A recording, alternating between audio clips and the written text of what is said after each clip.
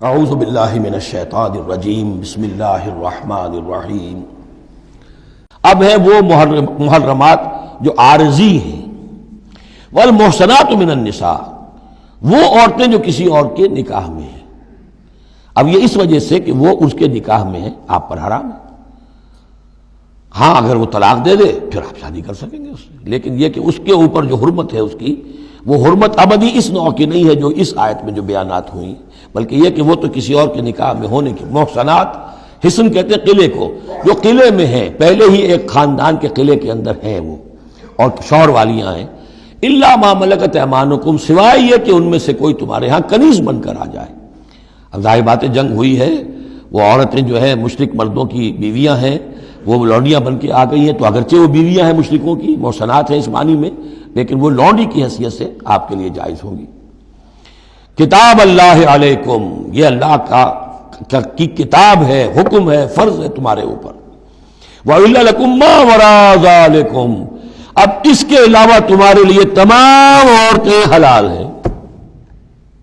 تو آپ نے دیکھا کہ کتنی تھوڑی سی تعداد میں عورتیں ہوئیں کہ جن سے نکاح حرام ہوا، باقی کثیر تعداد، یعنی مباحات کا دائرہ بہت وسیع ہے، محرمات کا دائرہ بہت محدود ہے۔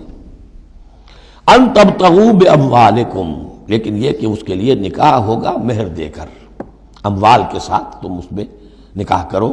محسنین، نیت ہو گھر میں بسانے کی، قلعے میں لانے کی، غیر مسافرین، صرف مستی نکالنے کی نہیں، یعنی یہ جو ہے اس کو ایک کھیل اور ہابی نہ بنا لو، گھر میں آباد کرنے کی نیت ہو، اس سے شادی کی جائے۔ مَسْتَمْتَعْتُمْ بِهِ مِنْهُنَّ فَآتُوهُنَّ أُجُورَهُنَّ، تو جو بھی تم نے ان سے استفادہ کیا ہے تو انہیں ان کے مہر جو ہے مقرر ہوئے ہیں، فریضۃً، وہ دو۔ وَلَا جُنَاحَ عَلَيْكُمْ فِي مَا تَرَاضَيْتُمْ بِهِ مِنْ بَعْدِ الْفَرِيضَةِ، اس میں کوئی حرج نہیں ہے کہ کسی مہر کے مقرر ہونے کے بعد اگر باہمی رضامندی سے اس میں کوئی کمی بیشی ہو جائے۔ ان اللہ کان علیما حکیما، یقیناً اللہ تعالی علیم ہے اور حکیم ہے۔ وَمَن لَّمْ يَسْتَطِعْ مِنكُمْ طَوْلًا أَن يَنكِحَ الْمُحْصَنَاتِ الْمُؤْمِنَاتِ، اور جو کوئی تم میں سے اتنی استطاعت نہ رکھتا ہو، مقدرت نہ رکھتا ہو کہ مومن محسنہ عورتوں سے شادی کر سکے۔ اب محسن دو معنی میں آتا ہے، ایک خاندانی لڑکی، شریف لڑکی، خاندانی آزاد گھرانے کی کہ اسے گھر کا قلعہ حاصل ہے، اور ایک شادی شدہ عورت کے جو ایک شوہر کے قلعے کے اندر ہے۔ ایک ہے خاندان کا قلعہ، خاندان کی پروٹیکشن حاصل ہے، سپورٹ حاصل ہے، تو وہ عورت جو ہے وہ محسنہ ہے۔ اسی طرح وہ عورت کے جو شوہر کے گھر میں ہے، ایک قلعے میں ہے، اس کے گھر میں ہے، اس کی حفاظت میں ہے، وہ بھی محسنہ ہے۔ پہلے تھا وہ دوسری معنی میں، یعنی شادی شدہ، یہاں مراد ہے شریف زادیاں، آزاد مسلمان عورتیں۔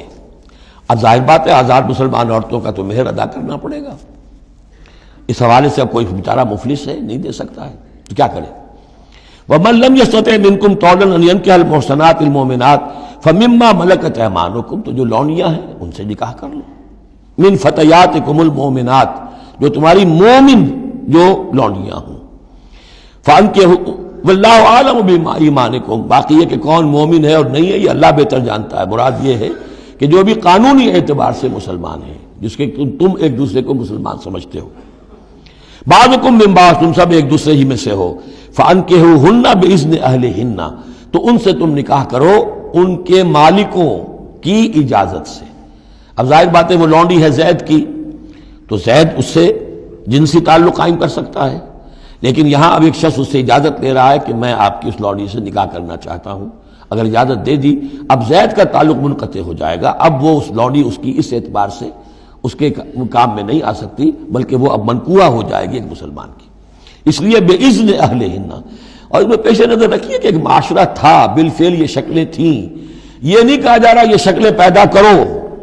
اصل بات کیا ہے کہ جو معاشرہ تھا جس میں کہ قرآن نے اصلاح کا عمل شروع کیا ہے، تو اس میں کیا کیا صورتحال تھی، کس کس اعتبار سے اس میں بہتری پیدا کی گئی تدریجاً۔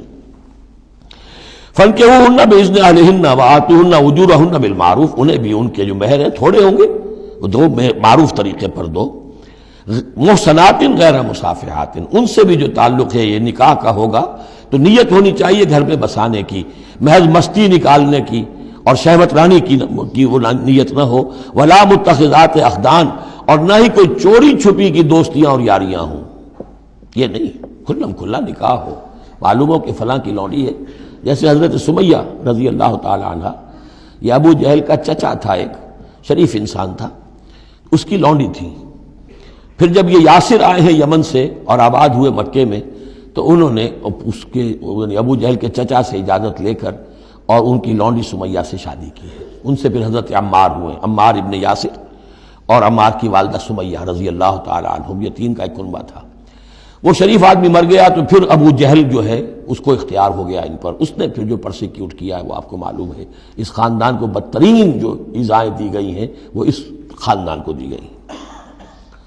فَإِذَا أُحْسِنَّ، پھر جب وہ قید نکاح میں آ جائیں، فَإِنْ أَتَيْنَ بِفَاحِشَةٍ، پھر اگر وہ کوئی غلط کام کریں، اگر کوئی وہ جو ہے بے حیائی کا کام کریں، فَعَلَيْهِنَّ نِصْفُ مَا عَلَى الْمُحْصَنَاتِ، تو انہیں آدھی سزا دی جائے گی اس کی کہ جو شادی شدوں کو دی جائے گی. اب یہ جو ہے چونکہ ابتدائی احکامات ہیں، ابھی تک تو رجم کا حکم آیا ہی نہیں ہے، ابھی تک 100 کوڑوں کا حکم بھی نہیں آیا ہے. ابھی تو یہ تھا آزوہما، تو کوئی بھی انہوں نے اپنا طریقہ مقرر کر لیا ہے کہ اتنا کچھ ہم ماریں گے. تو اس میں البتہ ذہن میں رکھا جائے کہ اس میں یہ ہے کہ جو یہ لونڈی ہے منکوحہ، اس کو اگر سزا دینی ہے اسی طرح کے جرم کی، تو اس کی سزا بھی آدھی ہوگی. اس لیے کہ ایک شریف خاندان کی عورت جسے پروٹیکشن حاصل ہو، اس کا معاملہ اور ہے، اور ایک اس بیچاری غریب یعنی اس کا لونڈی کا معاملہ اور ہے. ذالک لمن خشی العنت منکم، یہ رعایت بھی کہ مسلمان لونڈیوں سے نکاح کر لو، یہ بھی تمہارے لیے، تم میں سے ان لوگوں کے لیے ہے کہ جنہیں اندیشہ ہو فتنے میں پڑنے کا، جو اپنی شہوت اور جنسی جذبے کو روک نہ سکتے ہو، کہ اگر ان کے لیے نکاح کی کوئی شکل نہیں بنتی ہے تو ہو نہ جائے کہ کہیں کسی غلط کام میں وہ ملوث ہو جائیں. ورنہ یہ کہ وان تصبروا، اگر تم صبر کرو، تو چونکہ عام طور پر جو باندیاں تھیں ان کا کردار اونچا نہیں تھا اس معاشرے میں، تو بہتر یہ ہے کہ ان سے نکاح کرنے سے تم بچو اور تعفف کرو، اس میں بہتری ہے. وان تصبروا خیر لکم، اور اگر تم صبر کرو تو یہ تمہارے حق میں بہتر ہے. واللہ غفور الرحیم، اللہ غفور الرحیم ہے. صدق اللہ العظیم.